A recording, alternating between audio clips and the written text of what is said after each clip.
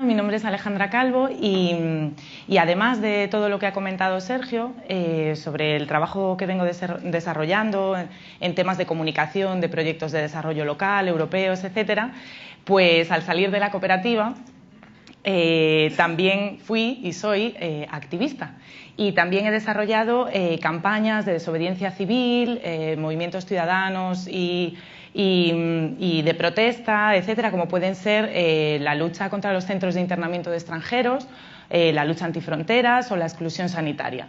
Esto todo para colocaros un poco, porque os quería explicar bien desde dónde hablo yo. Como sabéis, el 24 de mayo nos presentamos a las elecciones y hubo un equipo que entramos en el Ayuntamiento de Madrid. Si bien no tuvimos la mayoría absoluta, sí que se logró una investidura con el Partido Socialista de Madrid y entonces, a partir de ese momento, aparte del equipo de gobierno, que lo conoceréis mucho mejor que a los equipos internos, entramos mucha más gente. Porque cuando se ganan unas elecciones, digamos que hay un montón de puestos que tiene que ver con la estrategia política, y en mi caso comunicativa, y por eso yo acabo en la Dirección General de Comunicación del Ayuntamiento de Madrid, que depende del área de portavocía. Es desde aquí, un poco lo que os quiero explicar es que hagamos una reflexión sobre qué es comunicación política y para contaros un poco qué es lo que nosotras, y hablo en femenino porque somos un equipo mayoritariamente femenino, qué es lo que nosotras nos encontramos al entrar en el ayuntamiento y cuál es un poco la idea de lo que queremos construir en términos de comunicación política. Entonces, la primera pregunta sería esa, ¿no? ¿Qué es la comunicación política? En principio es una rama de la ciencia política que se encarga de construir discursos que tienen que ver tanto con los discursos de los propios representantes políticos como de las políticas públicas. En nuestro caso, nos hemos planteado la comunicación política, esto está en relación con alguna otra ponencia de la sociedad líquida, etcétera, nos hemos planteado que la comunicación política vaya mucho más allá, ¿no? Y que tengamos un factor de cercanía con la población mucho más alto que el que ha habido hasta ahora. Y esto tiene que ver con una concepción de la comunicación política muy ligada a la participación ciudadana. Es decir, lo que intentamos generar en el tipo de comunicación que queremos implantar en el Ayuntamiento de Madrid, que estamos arrancando y haciéndonos a la medida e intentándolo, tiene que ver con una población que esté muy bien informada sobre las políticas públicas. Es decir, nos hacemos a la idea de que tenemos 3,5 millones de jefes y jefas, que son la ciudadanía, y para los que nosotras tenemos que trabajar. Y entonces esos 3,5 millones de jefas y jefes tienen que saber en qué se gasta su dinero, por qué se gasta de esa manera, quién diseña las políticas públicas, para luego, a través de los mecanismos de participación, poder decir estoy de acuerdo, no estoy de acuerdo, aquí te critico, aquí te celebro. Porque esa es un poco la idea. Entonces hay ahí un cambio de paradigma en términos de comunicación política que nos interesa resaltar. ¿Qué es lo que, bueno, como sabéis, los dos anteriores alcaldes, que eran Gallardón y Botella, tenían un tipo de comunicación, no ellos en concreto, sino evidentemente sus equipos? Os quiero contar un poco qué nos encontramos al entrar en el gabinete, y si hay aquí estudiantes o profesionales de la comunicación, espero que entendáis un poco la diferencia entre lo que debería ser una comunicación, digamos, mucho más general y lo que nosotras nos encontramos. En primer lugar, nos encontramos un tipo de comunicación política muy presidencialista. Con presidencialista, en este caso, nos referimos a alcalde o alcaldesa, pero básicamente es un tipo de comunicación muy centrado en una persona. Es decir, que la mayoría de las comunicaciones pasaban por el alcalde o la alcaldesa. Con lo cual, digamos que se invisibiliza a todo el resto de equipos que trabajan, tanto sean concejales como el resto de equipos técnicos que trabajan en el ayuntamiento, pero haciendo un análisis, digamos, comunicativo de cómo se trasladaba a los medios de comunicación todas las informaciones, las notas de prensa, etcétera, la mayoría están mediadas por alcaldía. Es hasta tal punto esto, para que os deis cuenta un poco de cómo funciona, esto funciona a modo de metáfora plástica. En el software de envío de las notas del Ayuntamiento de Madrid hay una pestañita que pone alcaldía y que si tú la clicas antes de mandar una nota de prensa, en la página web, que se suben automáticamente, aparece más grande, ¿no? Entonces, esto funciona como metáfora de cómo, digamos, había una preeminencia de la comunicación de la alcaldía sobre el resto. Otra metáfora que también nos vale es que hay dos bases de datos de medios de comunicación, una que son los medios de comunicación generalistas, que es a los que se envían todas las notas de prensa, y luego para comunicar a los distritos hay otra base de datos que es de micromedios, que son los medios que están solamente en los distritos, que son de ámbito mucho más local, es a la base de datos a la que se manda todo lo que pasa en los distritos. Entonces, nosotras al entrar vemos que en los distritos en realidad es donde se implementa toda la política pública, es donde se hace, digamos, los gastos más cercanos a la población, los más visibles, es la institución que está más cerca de la población porque está territorializada. ¿Cómo puede ser que todas esas comunicaciones solo, digamos, se envíen a medios que tienen mucha menos tirada que los medios generalistas, ¿no? Y esto todo porque sirva a modo de ejemplo de cómo eso está, digamos que había una comunicación muy centralista, que nosotras intentamos invertir. Y un tercer elemento que me gustaría resaltar de esa comunicación es que está muy centrada en medios de comunicación. No solo es centralista, no solo parcializa las informaciones, sino que además son los medios de comunicación el único instrumento, el único soporte que se utiliza. Lo cual esto es sintomático, ¿no? Porque los medios de comunicación tienen una propia línea editorial que todas las instituciones públicas tienen que respetar, y además que las usuarias y los espectadores la conocen y compran, digamos, los medios con los que están más cómodos. Y en el caso de las redes eran totalmente inexistentes. Este mismo lunes podemos celebrar que se han superado los 200.000 seguidores de @Madrid, que es el doble, es decir, hemos conseguido el doble de lo que tenía en la cuenta, pero comparado con los 7 años anteriores. Es decir, que una cuenta que está activa desde el 2007, nosotras en 6 meses, el uso que le damos, doblamos la audiencia totalmente. ¿Esto qué quiere decir? Que se corrobora un poco la hipótesis, no es que seamos nosotras que llegamos y decimos la gente quiere información y esto tiene que ser más democrático y tal, sino que efectivamente los usuarios y usuarias responden a ese paradigma y de repente cuando una cuenta se empieza a usar y empieza a ser útil, porque además no es una cuenta de humor, no es una cuenta ahí que tú te ves por las noches en la cama, es una cuenta así, vamos, que podríamos calificar de aburrida, entre comillas. Te da una información de servicio, pero aún así la gente quiere esa información de servicio y la usa, ¿no? Se contesta a todas las interacciones, etcétera, ¿no? Y estamos viendo cómo estos mecanismos más cercanos están funcionando. Vale. Aquí empezamos un poco con la parte de los titulares. Esta comunicación política tan centralista tiene varios efectos. Uno de los efectos es que Manuela, Carmena, hace todo.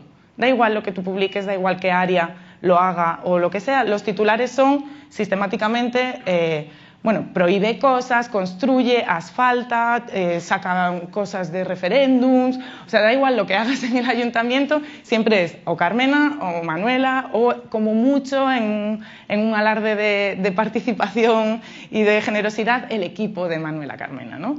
Entonces esto es algo que nosotras intentamos, pues tiene un plan ecologista también, Manuela, el área de medio ambiente, pues bueno.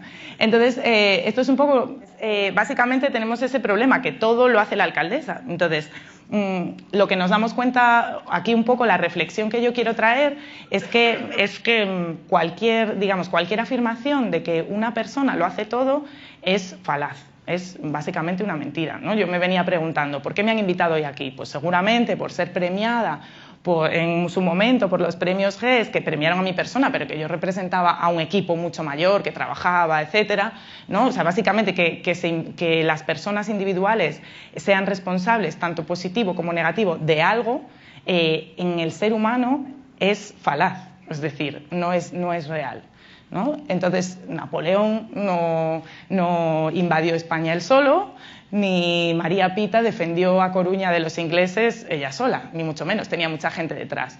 Entonces, eso en términos históricos tiene sentido, pues por resumir, es decir, que ahora no vamos a contar la reconquista de los ingleses de A Coruña con María Pita, citando a cada ciudadano y ciudadana que fue reconquistando la ciudad y no, pues tenemos un símbolo, es muy maja, representa una historia y va todo bien, pero en la actualidad política tiene muy poco sentido, porque en realidad cuando quieres democratizar las instituciones y quieres acercarlas, no tiene sentido que una persona, digamos, concentre toda la atención en ese sentido, ¿no?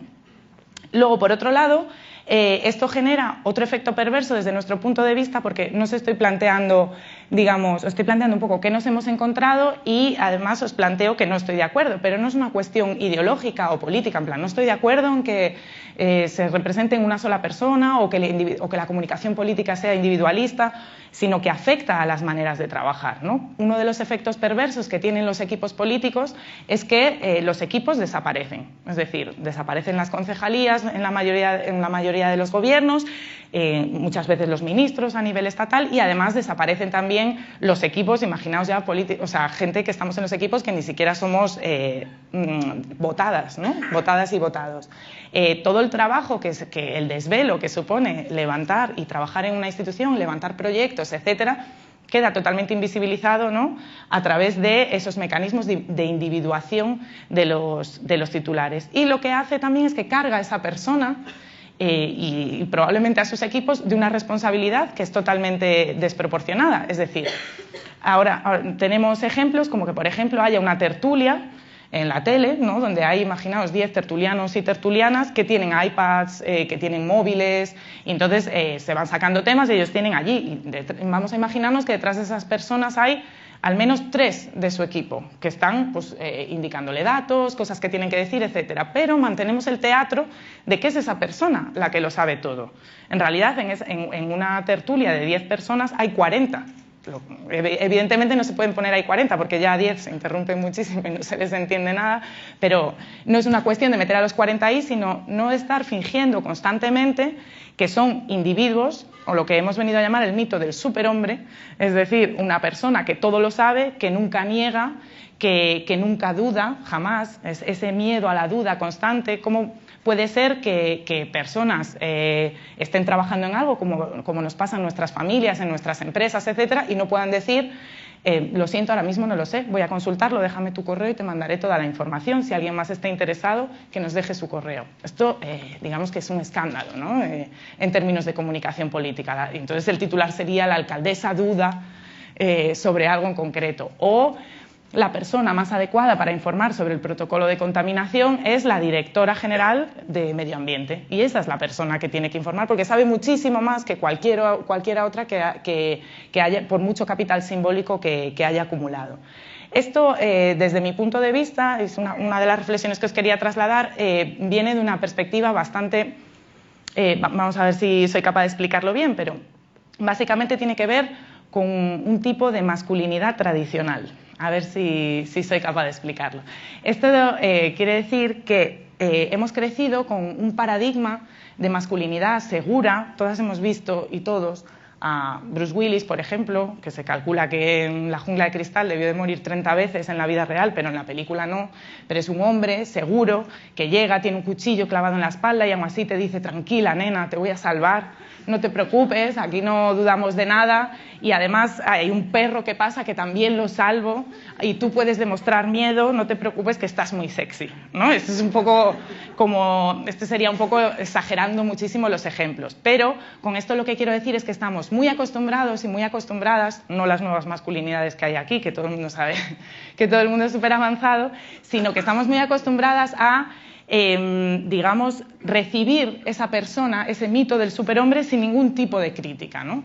Entonces, lo que nosotras consideramos en términos de comunicación política es que eso es peligroso, porque lo que hace es que Carmena genera atascos, incluso los posee, ¿no?, en un momento dado.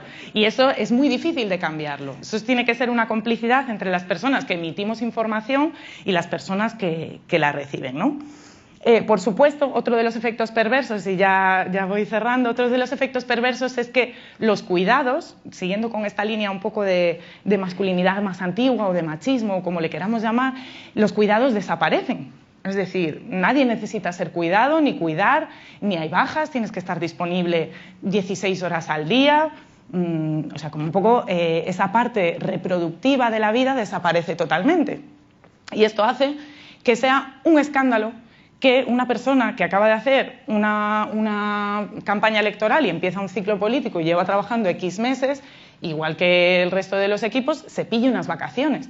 Pero no solo es un escándalo por parte, digamos, del cuarto poder o de lo que llamaríamos los medios de comunicación o la opinión pública, donde de repente la gente ves que empieza a comentar en redes sus vacaciones, que si fue aquí, que si fue allá, como que que no se entiende muy bien, como estamos comentando las vacaciones de una persona, ¿no? Como si de repente desaparecieran ese superhombre que encarna Manuela Carmena, no tiene derecho a tener vacaciones, ¿no?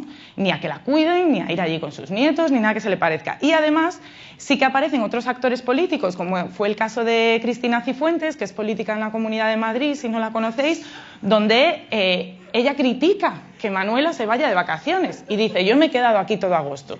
Y tú dices, pero bueno, pues qué bien, yo también, pero yo libro en septiembre, como que no entiendes muy bien esa crítica, y es efectivamente choques de ese mito de superhombre, ¿no? Dice, yo soy mucho más fuerte, yo me quedo aquí, yo sigo trabajando. Y no la critico a ella personalmente, sino a eso que encarna, ¿no? El hecho de que dejemos los cuidados totalmente fuera de la esfera política, que es un delirio en todos los sentidos, ¿no? Porque sin los cuidados nada más existiría. O sea, si la gente no descansa, no existe el momento activo, ni el inspirado, ni nada que se le parezca, ¿no?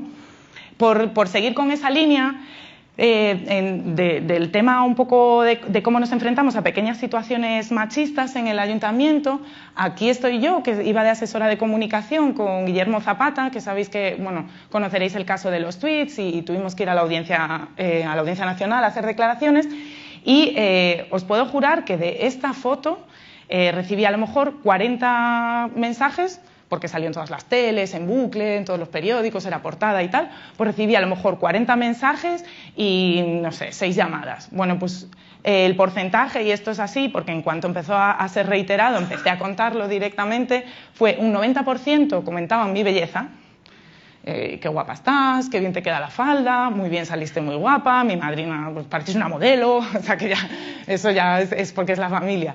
Pero luego un 5% decía...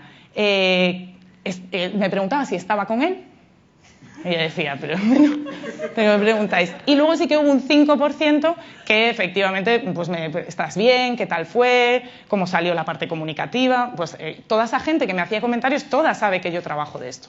O sea, que lo digo para que veamos, ¿no?, a qué tipo de situaciones nos enfrentamos. Y un poco ya para cerrar, porque veo que se me acaba el tiempo, lo que os quería trasladar con todo esto es que nosotras ahora estamos intentando un nuevo paradigma, que es el paradigma de la comunicación ciudadana, y que lo que intentamos es idear herramientas precisamente para tener contacto directo con la ciudadanía y que los medios de comunicación sean uno de los soportes, pero que también haya soportes audiovisuales, diarios de los diferentes concejales, de las diferentes direcciones generales. Este, por ejemplo, es un canal de Instagram que se llama Concejales Haciendo Cosas, donde no siempre está Manuela, sino que también está el resto de concejales que hacen cosas y a la gente le interesa. A la gente le interesa pues que su concejal X está haciendo una llamada con Estocolmo para un proceso de participación, es interesante, ¿no? Entonces, bueno, simplemente recordar que cuando entra gente normal en las instituciones el paradigma cambia, pero que ese paradigma tiene que ser en complicidad con la ciudadanía, que digamos que hay una clase política que tiene que ser buena y estar a la altura, pero recordemos, no perfecta. ¿Vale? Muchas gracias.